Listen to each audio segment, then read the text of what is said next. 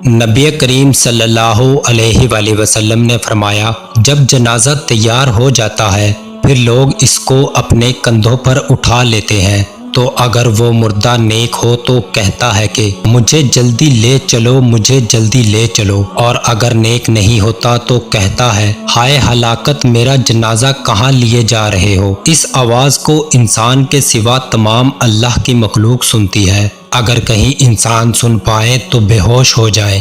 نبی کریم صلی اللہ علیہ وآلہ وسلم نے فرمایا، جو اللہ اور یوم آخرت پر ایمان رکھتا ہو اسے اپنے مہمان کی عزت کرنی چاہیے۔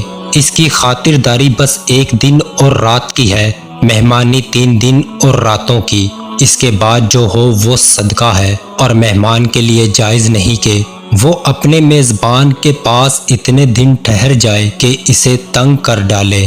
نبی کریم صلی اللہ علیہ وآلہ وسلم نے فرمایا، جب تم میں سے کوئی شخص مر جاتا ہے تو اس کا ٹھکانہ اسے صبح و شام دکھایا جاتا ہے، اگر وہ جنتی ہے تو جنت والوں میں، اور جو دوزخی ہے تو دوزخ والوں میں، پھر کہا جاتا ہے یہ تیرا ٹھکانہ ہے، یہاں تک کہ قیامت کے دن اللہ تجھ کو اٹھائے گا۔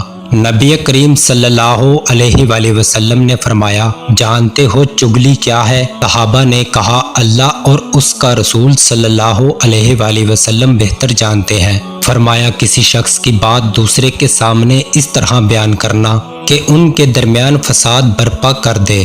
نبی کریم صلی اللہ علیہ وآلہ وسلم نے فرمایا، اللہ تعالیٰ تمہارے لیے 3 باتیں پسند نہیں فرماتا۔ نمبر 1، بلا وجہ کی گپ شپ، نمبر 2، فضول خرچی، اور نمبر 3، لوگوں سے بہت مانگنا۔ حضرت امام جعفر صادق علیہ السلام ارشاد فرماتے ہیں، جب کوئی مومن اپنے دینی بھائی پر جھوٹا الزام لگاتا ہے یعنی تہمت لگاتا ہے تو اس کا ایمان اسی طرح ختم ہو جاتا ہے جیسے نمک پانی میں گھل کر ختم ہو جاتا ہے۔ نبی کریم صلی اللہ علیہ وآلہ وسلم نے فرمایا، جو شخص کسی مومن کو غمگین کرنے کے بعد اسے تمام دنیا بھی عطا کر دے پھر بھی اس کا کفارہ نہیں ہو سکتا اور نہ ہی اس کا اسے کوئی اجر ملے گا۔